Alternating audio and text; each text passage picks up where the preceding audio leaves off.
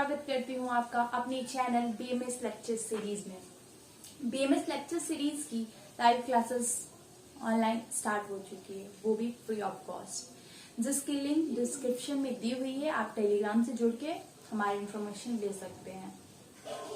Subscribe now and press the bell icon. Never miss an update. तो चलिए शुरू करते हैं गर्भोक्रांति शारीर के बारे में। गर्भोक्रांति की टॉपिक हमने कल पढ़ा था, गर्भ की परिभाषा, शुक्र और आर्तवी के बारे में। आज हम लोग उसके आगे के टॉपिक को शुरू करेंगे।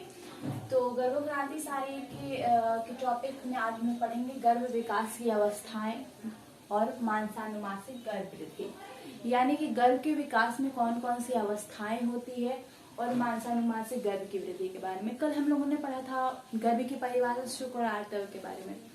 गर्भाधान यानी फर्टिलाइजेशन को हम मॉडर्न एम्ब्रियोलॉजी से कोरिलेट करके एम्ब्रियोलॉजी पढ़ाते वक्त पढ़ाएंगे, लेकिन आज हम लोग बात करने जा रहे हैं गर्भ विकास की अवस्थाएं के बारे में। गर्भ विकास की पूरी प्रक्रिया में लगभग 9 से 10 माह का समय लगता है। फर्स्ट है निषेचन अवस्था, जिसको जर्मिनल पीरियड बोलते हैं।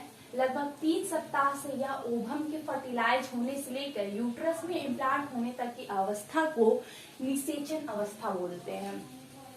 भ्रूण अवस्था, जिसको एम्ब्रियोलॉजिकल पीरियड बोलते हैं, एम्ब्रियोनिक पीरियड बोलते हैं, इस अवस्था को 2 माह का समय लग जाता है।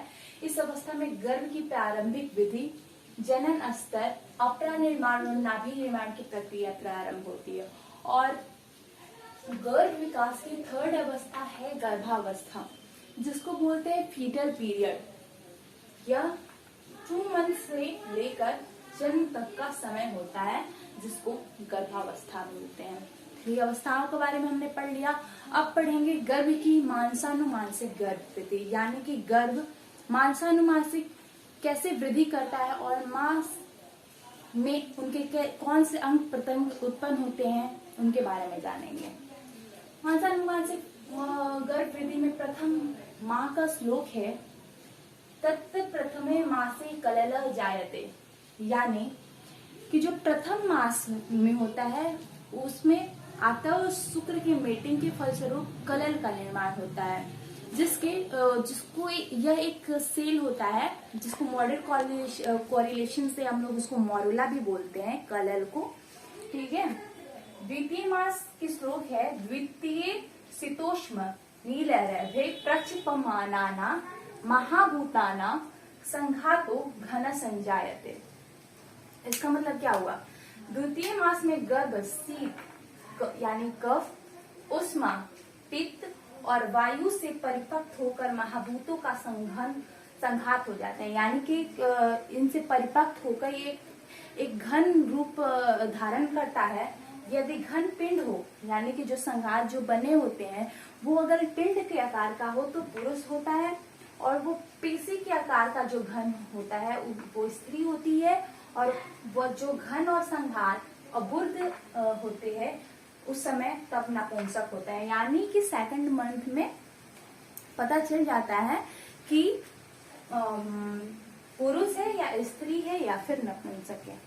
अब बात करते हैं तृतीय मास की, कि तृतीय मास में कौन सी वृद्धि होती है। तो श्लोक है, तृतीयो हस्त पाद शीर्षा पच पिंडिका निर्वर्तन्ते अंग प्रत्यंग विभागो सूक्ष्मो भवति, यानी तृतीय मास में 2 हाथ 2 पैर और सिर, 2 हाथ 2 पैर और 2 सिर, इसकी 5 पिंडिकाएं निकल आती हैं तथा अंग प्रत्यंग विभाग सूक्ष्म अवस्थाएं में होती है।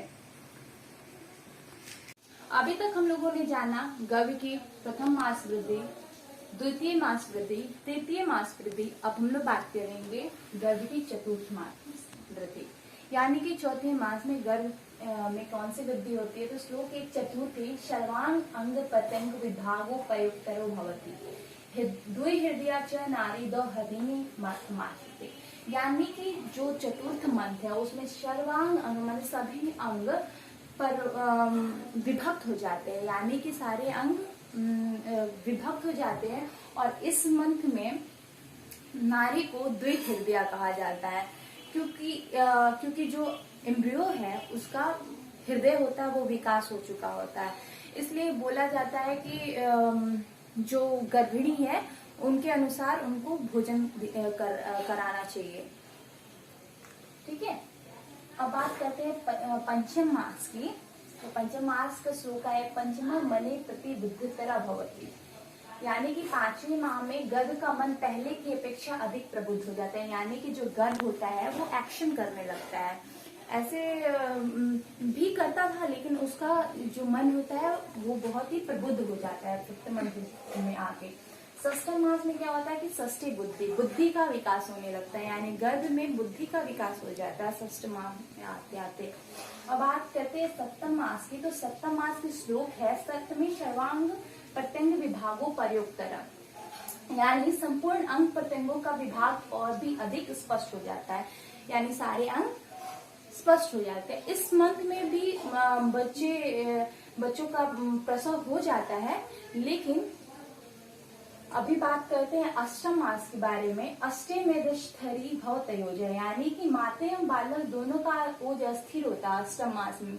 अष्टम मास में जो बच्चे जन्म लेते हैं उनकी ज्यादा चांसेस होते हैं कि उनकी मृत्यु हो जाती है, क्योंकि इस मंथ में माता और बच्चे दोनों का ओज अस्थिर होता है। ओज इट मीन्स की इम्यूनिटी, उनकी इम्यूनिटी अस्थिर होती है, इस कारण उनकी मृत्यु हो जाती है।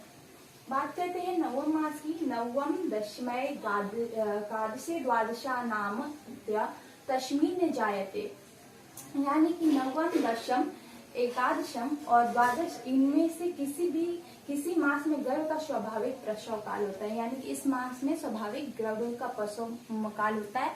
इस मास में जन्म बच्चे हृष्ट पुष्ट स्वस्थ होते हैं। तो आज हम लोग गर्भक्रांति शारीर में इतना पढ़ा, मानसानुपासिक गर्भ वृद्धि और गर्भ की अवस्थाएं।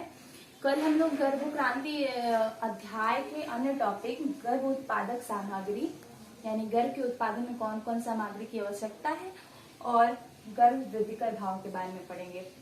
आज के लिए बस इतना ही। अगर आपको हमारा आज का लेक्चर पसंद आया हो या हमारे कोई भी लेक्चर पसंद आती हो तो हमें लाइक करें और हमारे लेक्चर को अपने क्लासमेट के साथ जरूर शेयर करें।